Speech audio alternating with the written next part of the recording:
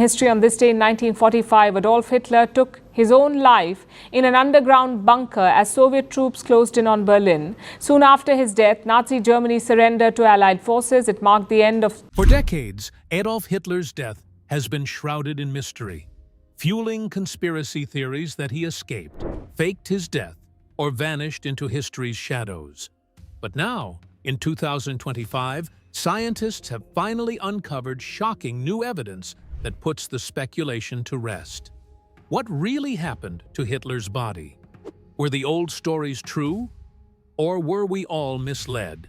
The answers they've found may change what we thought we knew forever. Let's dive into the revelations and uncover the truth. What actually happened to Hitler's body? It was the final spring of World War II, and Nazi Germany was crumbling fast. In the east, the Soviet Red Army had bulldozed through Poland and was now crawling toward Berlin. On the Western Front, the Allies, led by the US, Britain, and friends, were closing in too. There was no more Luftwaffe blitz, no more hope for Hitler's fantasy empire. Just a cornered dictator and a ticking clock. Hitler had already buried himself deep inside an underground bunker in Berlin, far beneath the Reich Chancellery. It was cold, bleak, and surrounded by concrete, fitting for the final hideout of a man who had built his empire on fear. His paranoia was in full bloom. He knew his inner circle was falling apart. Even his once loyal generals were beginning to ignore his commands. The dictator had no interest in surrendering. He didn't want justice, prison, or a public trial. He wanted control over his own ending. As Allied bombs shattered the city above, Nazi leaders scrambled for power like rats on a sinking ship. Hermann Goering tried to take over in Hitler's absence. Bad idea. Hitler stripped him of all his titles and had him arrested for what he considered betrayal. Meanwhile, Heinrich Himmler, head of the SS and architect of some of the worst crimes of the war, was secretly trying to negotiate Germany's surrender without Hitler's permission. When Hitler caught wind of it, he was furious. Himmler, once seen as a successor, was now just another traitor. To make matters worse, word reached the bunker that Hitler's fascist BFF, Benito Mussolini, had been captured and executed by Italian rebels. His body was strung up in public like a warning. That image stuck with Hitler. He wasn't going out like that. On April 29, 1945, in the depths of his bunker, Hitler married his longtime partner, Eva Braun. It was the most depressing wedding in history. No cake, no guests, just the smell of fear and gasoline. After the ceremony, Hitler dictated his final will and testament. He blamed everyone but himself, obviously, and made sure to curse his former allies before signing off. There was still the matter of how to die. Himmler had left behind capsules, but by now, Hitler trusted no one. What if they were fake? What if this was just another setup? To test the poison, he gave a capsule to his German shepherd, Blondie. The dog died instantly. It was a cruel move, but for Hitler, it was proof it worked. Later that day, he said his goodbyes, walked into a back room with Eva, and shut the door. When Hitler's valet finally entered the room, he was hit with a strong smell of gunpowder and something sour, probably the Eva Braun's body lay intact, suggesting poison. Hitler's was a different story. He had a gunshot wound to the head and a pistol nearby. The dictator was dead. So was his wife. But if that sounds like the end of the story, it wasn't, because the real drama was just beginning. The Soviets wanted a trophy. The last thing the Nazis wanted was for Hitler's body to fall into enemy hands. Stalin had already put a bounty on capturing Hitler alive, dreaming of dragging him into public and using him as a propaganda trophy. But with Hitler dead, that option vanished. Joseph Goebbels, who was now the highest-ranking Nazi left in the bunker, sprang into action. He ordered Hitler and Eva Braun's bodies to be wrapped in a rug and carried into the garden outside the bunker. There, they doused the corpses in petrol, threw in some paperwork for kindling, and lit the match. There was no funeral. It was a cover-up. Goebbels wanted to erase the evidence, erase the man, and leave the Allies with nothing but ashes. By the time Soviet troops reached the bunker, all they found was a charred mess. Still, they collected whatever scraps they could: skulls, teeth, bone fragments, anything that might match Hitler. I think most people know this story and who have studied the subject know that Adolf Hitler didn't kill himself in a bunker in Berlin as the Red Army closed. Stalin, ever the master of paranoia himself, didn't believe the reports. He was convinced Hitler had escaped. Maybe to Argentina, maybe to Spain, maybe to the moon, for all he knew. He ordered total secrecy around the body. The Soviets held on to the remains and launched a quiet investigation. Eventually, Soviet dental records seemed to confirm the body was Hitler's, thanks to his awful teeth and his dentist's detailed notes. But for decades, the USSR kept the truth locked away, feeding Cold War conspiracies that Hitler might still be alive somewhere, sipping coffee in a jungle compound. When the Soviets finally took over Berlin, they didn't find a dictator ready to surrender. They found a burned patch of dirt. Joseph Stalin wasn't happy. News of Hitler's death had already spread, and it triggered a chain reaction. German troops started surrendering in large numbers. Millions of soldiers gave up, thinking the war was officially over now that their leader was gone. But Stalin wasn't convinced. It felt too neat, too easy. After all the destruction Hitler had caused across Europe, Stalin expected something more. The Soviets found what they believed were Hitler and Braun's dental remains, burned and brittle, but still enough to make a preliminary ID. That should have been the end of it. Instead, Stalin started pushing a very different narrative. Stalin didn't just doubt Hitler's death. He wanted the world to doubt it too. Just 1 month after his forces uncovered the supposed remains, Stalin told Field Marshal Georgy Zhukov to draft a scenario explaining how Hitler might have escaped. Stalin even suggested at the Potsdam Conference that Hitler was probably hiding in Spain or Argentina. And because Stalin was Stalin, people listened. This wasn't some fringe theory. It came straight from one of the most powerful men in the world. The effect was immediate. In the United States, early surveys showed that a majority of Americans believed Hitler could still be alive. Meanwhile, in the Soviet Union, the idea spread like wildfire, helped along by official statements and constant speculation. As if things weren't messy enough, Hitler's loyalists jumped on the bandwagon. Otto Abetz, a former Nazi ambassador to Vichy, France, publicly claimed that Hitler was still alive and had simply gone into hiding. That wasn't just talk. It gave underground Nazi sympathizers a reason to keep fighting. If Hitler hadn't died, then the war wasn't really over. That logic fueled a small but dangerous resistance movement. Some believed they could regroup. Some refused to accept defeat. Others just wanted revenge. The result? Allied forces now had to deal with scattered, underground Nazi resistance, while also trying to rebuild Europe. It was bad enough that multiple intelligence agencies, especially in the US and Britain, had to get involved. And not just for cleanup. They had to track down every possible lead about Hitler's whereabouts, just in case Stalin was right. The myths keep spreading. By 1946, the war was over, but the rumors were still going strong. The Soviets kept pushing the theory that Hitler had survived. Whether they genuinely believed it or not didn't matter. It served their goals. As long as the West was distracted or uncertain, it worked in the Soviet Union's favor. But not everyone was ready to buy into the idea. British counterintelligence in Berlin decided it was time to put the rumors to rest. They launched a full investigation into whether Hitler had actually escaped.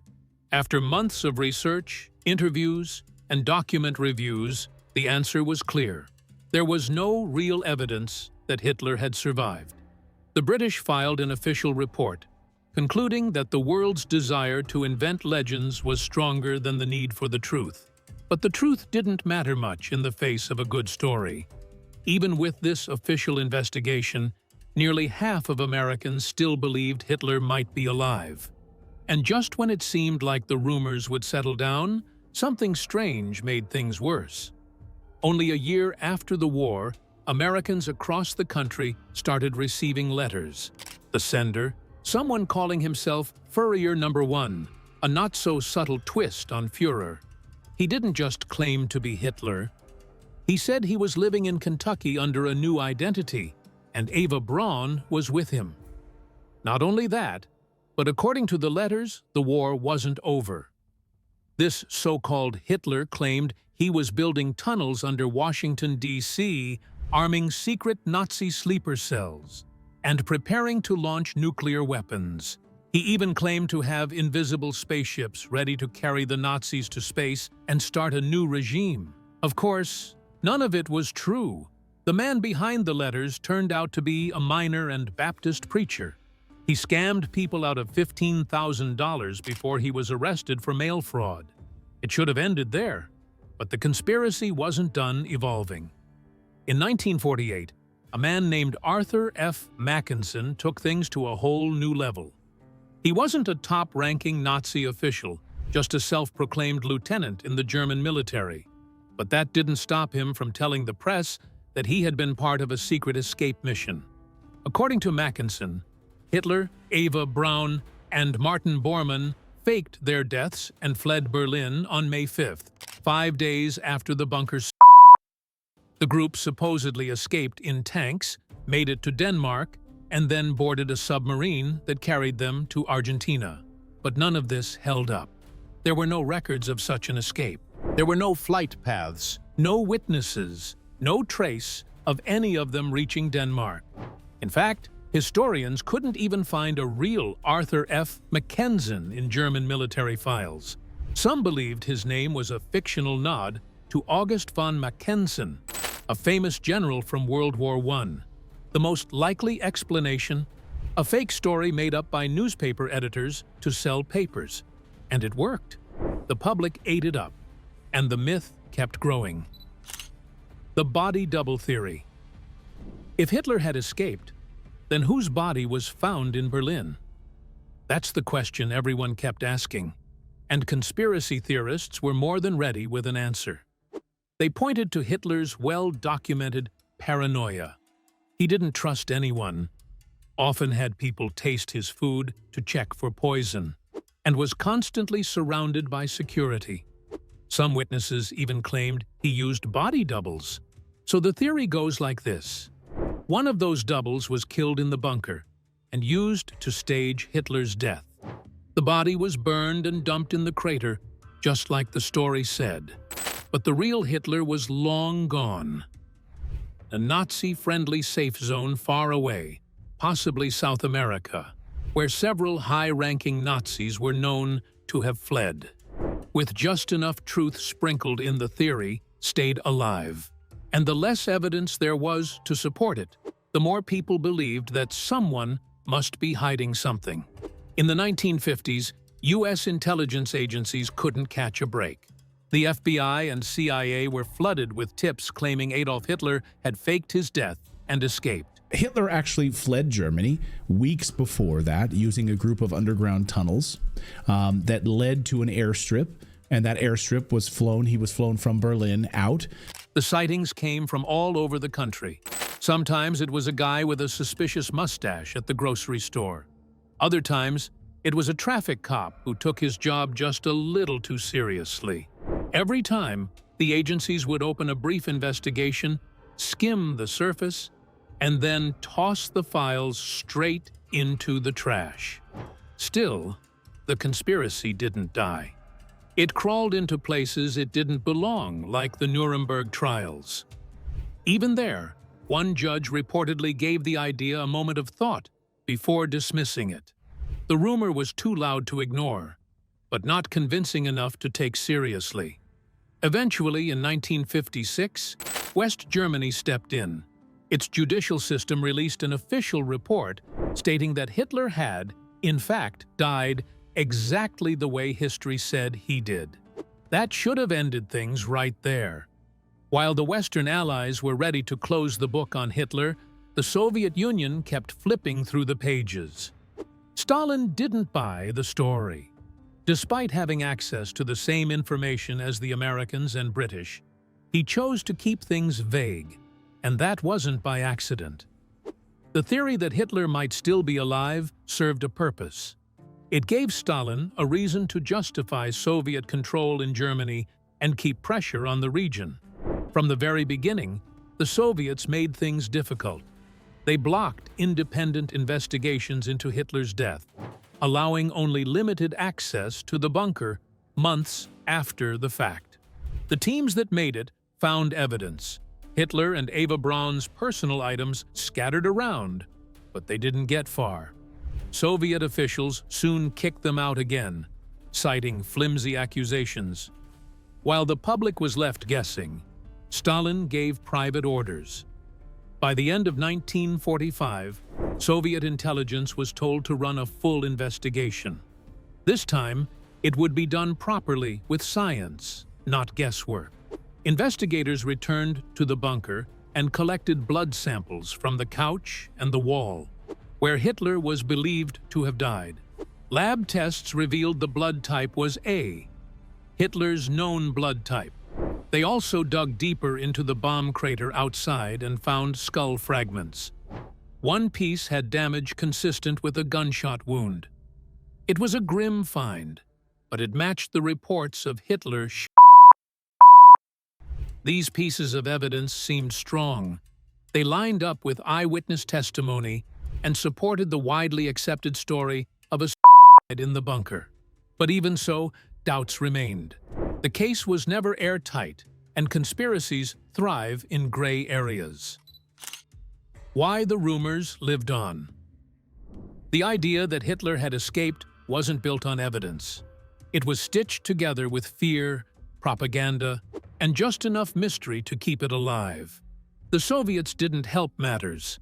Their refusal to be transparent only made people more suspicious.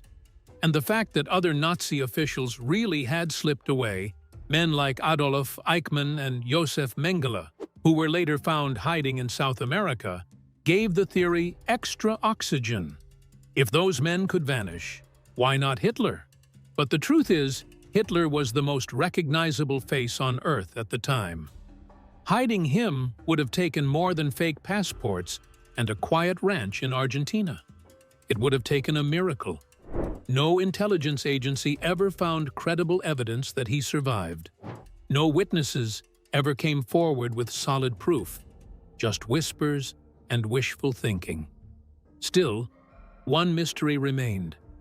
What happened to the body? According to Soviet accounts, after Hitler died, his body was burned, buried, then exhumed and examined, and then gone. No one outside of Soviet command knew where it went. There was no grave, no ashes handed over, no physical trace left behind. That wasn't a mistake. A grave would have become a shrine. Neo-Nazis and sympathizers would have treated it like holy ground. He had lost control of the events, but still, Hitler was the uncontested leader of the Nazi Party and of Germany. Stalin made sure that never happened. But that decision to erase the body from existence left a vacuum. And people don't like vacuums. They fill them with guesses. The West pushed for more transparency, but they were never going to get it. Not from the Soviet intelligence system, and certainly not from the men who carried out the investigation.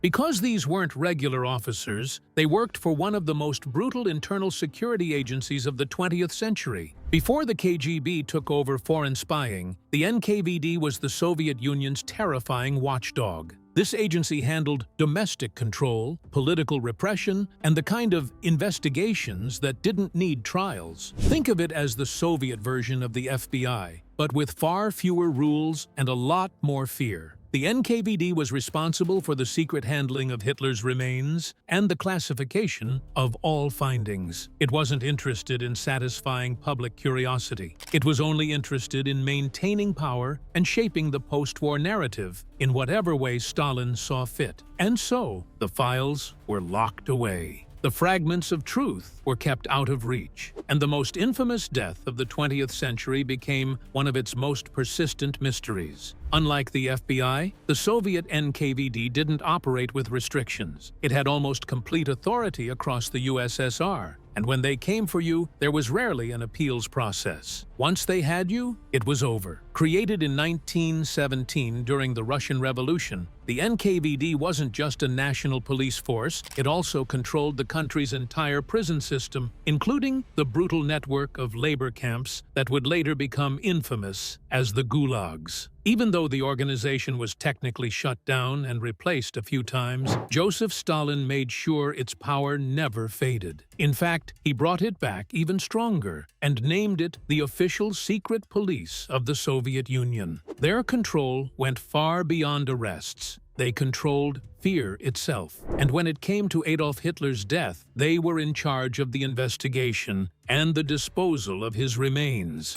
Asking questions wasn't wise. In Stalin's USSR, curiosity didn't kill the cat. It got the cat a one-way ticket to Siberia. When the NKVD became the Ministry of Internal Affairs. As the investigation into Hitler's death escalated, the NKVD quietly transformed into the Ministry of Internal Affairs. But don't let the new name fool you. This was still the same terrifying machinery, just with a different label. Around this time, Stalin's repression of his own people hit new levels. The Soviet Union was locking down information, controlling public memory, and burying history, sometimes literally. That included the physical evidence tied to Hitler's final days. His remains, along with Eva Braun's, were left uncatalogued and dumped deep into the Russian state archives. These archives weren't just dusty filing cabinets. They held documents stretching back to pre-Soviet Russia, the peak of the Tsarist Empire, and every chaotic moment in between. When the USSR collapsed in the early 1990s, those archives were still sealed tight. For decades, no one outside the highest ranks of Soviet power had access. And during the collapse, with economic disasters and political shifts, no one was thinking about Hitler's bones. That all changed in 1993. In the middle of post-Soviet chaos, someone digging through the archives stumbled upon bone fragments that had been used to identify Hitler and Eva Braun. That one discovery reopened a case that had been gathering dust for 50 years. Suddenly, everyone wanted to revisit every theory about Hitler's final moments. Had he really died in the bunker? Was there proof? What did the Soviets actually know? One of the most well-known accounts at the time came from Lev Bezimensky, a Soviet journalist. His book, The Death of Adolf Hitler, claimed there had been a top-secret Soviet investigation that uncovered shocking new details. According to him, Hitler had taken cyanide and suffered a long, agonizing death. The story was gripping, but it didn't hold up. Other historians quickly dismissed it as fiction, noting that no physical proof of such an investigation had ever been found. For decades, Bezimensky's version shaped public imagination, even as doubts grew. Everything changed again in the 1990s when Boris Yeltsin opened up Russia to the rest of the world. For the first time, outsiders could dig into Soviet archives and see what was really inside. And buried within the files was the real investigation, hidden since the days of Nikita Khrushchev. It was long, detailed, and entirely classified. In 2005, this massive 400-page dossier was finally published under the name The Hitler Book. Unlike the wild stories that came before, this one was real. It had been compiled for one reader only, Stalin. He wanted to know every single detail about Hitler's rule, his psychology, and especially his death. But here's the twist. Stalin didn't believe Hitler had actually died. He thought the Western Allies were covering up Hitler's escape, possibly hiding him somewhere as part of a post-war power game. So the question wasn't just whether Hitler was dead, it was how to convince Stalin that he was. No one could simply walk in and tell Stalin he was wrong unless they were fine with spending the rest of their life in a freezing labor camp. The Soviet intelligence community needed to go big, and that's what they did. The report took 4 years to complete and was finally handed over to Stalin in 1949. What began as a simple inquiry into Hitler's death evolved into a full psychological and political profile covering his entire reign from 1933 to 1945. The Soviets pulled together hundreds of secret Nazi documents, along with interviews from captured Nazi officials who were rotting away in Soviet gulags. The report that had to please Stalin.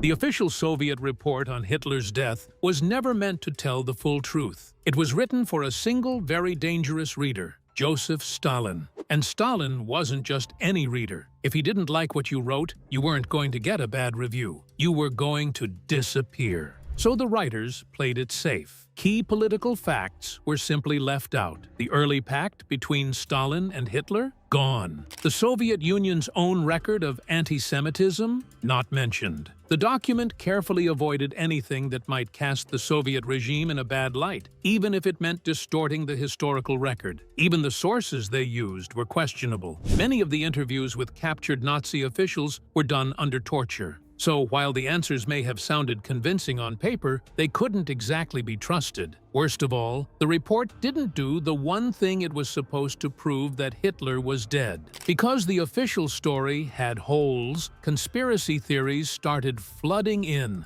People were willing to believe anything. And tabloids like the Weekly World News didn't help. They ran stories claiming Hitler had survived and was living in Florida with Elvis. Obviously fake, but somehow still believable to some. In 1990, things took an even weirder turn. A British TV network actually produced a sitcom called Heil Honey, I'm Home. Heil Honey, I'm home!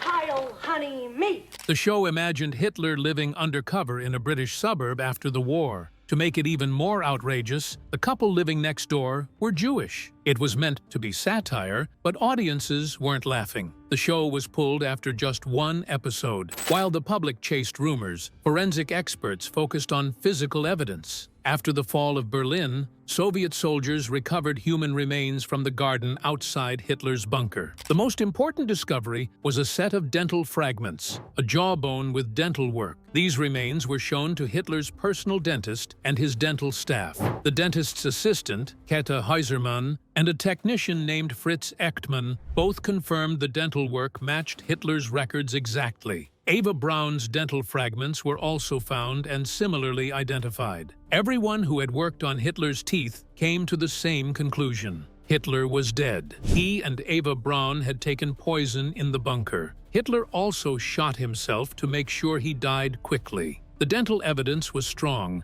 but what happened to the rest of Hitler's body was still a mystery. The Soviets had said the corpse was burned, but it was burned in the open, not in a crematorium. That meant the body would have been badly damaged, but not completely gone. There would still be remains, something physical left behind. For decades, there were no clear answers. Then, in 2009, a surprising piece of information came out. Russian General Vasily Christoforov, the head of the archives at the Russian Federal Security Service, revealed that Hitler's full body had actually been in Soviet custody for years. According to him, the KGB kept the remains locked away all through Stalin's rule and well into the 1980s. When Yuri Andropov took power, he ordered the body to be completely destroyed. The KGB burned what was left to ashes and dumped them in a German river. The goal was simple: make sure neo-Nazis never had a place to worship Hitler's remains. A forensic expert tackles history's biggest mystery. Philippe Charlier had already made a name for himself by studying the remains of famous historical figures. He worked on the bones of kings like Richard the Lionheart and Louis XIX, and even exposed several relics linked to Joan of Arc as fakes. So when he got the chance to investigate what many consider the greatest mystery of the 20th century, what really happened to Hitler's body, he jumped at it. This investigation stretched well into 2017, more than 70 years after Hitler supposedly died. Charlier's work wasn't about chasing wild conspiracy theories. Using modern forensic science, he carefully examined the teeth fragments attributed to Hitler. He also reviewed documents from earlier experts and people who had worked directly on Hitler's dental care. Every test confirmed the same conclusion. The fragments belonged to Hitler, who died in 1945 and was buried in a shallow grave just outside his Berlin bunker. Even if Hitler had somehow escaped, he would be well over 130 years old by now, long dead either way. Neo-Nazis still exist today, but most have moved on to new leaders and causes. The Soviet Union, which had tightly controlled the story about Hitler's death for decades, collapsed in the 1990s, and with it, much of the political motivation to spread alternate versions of the story faded. Still, why do these conspiracy theories keep coming back? Some came from die-hard Nazis who refused to accept that their leader died a coward's death in a bunker. Others came from Soviet loyalists who wanted to claim Hitler didn't escape but had been punished. But the biggest reason is simpler. It makes for a better story. If Hitler's story ended in 1945, there wouldn't be much left to say beyond the post-mortem. But by imagining that he survived and escaped, a new, exciting narrative emerges. This fictional second act keeps people interested. And one major TV network took full advantage of that. The History Channel, a network known for documentaries, launched a show called Hunting Hitler. It claimed to explore whether Hitler had escaped Berlin at the end of the war. The problem? The official FBI documents they used as sources already concluded Hitler died in the bunker. But the show ignored that and stretched the story across 3 seasons and a 2-hour special. Most of the evidence presented was circumstantial. The show explored possible escape routes and potential hiding places, but never produced any solid proof that Hitler actually used them. Still, it fed the public's appetite for the mysterious and sensational. The persistence of these theories also comes down to who Hitler was. Unlike Kaiser Wilhelm II, the German leader during World War I, Hitler was a larger-than-life villain. His obsession with racial purity and plans to conquer Europe made him one of history's most notorious figures. Even his own generals hated him so much they tried to assassinate him. Hitler became a real-life supervillain in the eyes of the world. And like all supervillains, people find it hard to believe he died so simply. The idea that he survived, hid away, and might return like a comic book villain is much easier to imagine than the truth of his final hours in that cramped bunker. Even with all the evidence and expert analysis, the mystery around Hitler's death still sparks curiosity and debate. Why do you think these conspiracy theories continue to capture people's attention after all this time? Let us know your thoughts in the comments.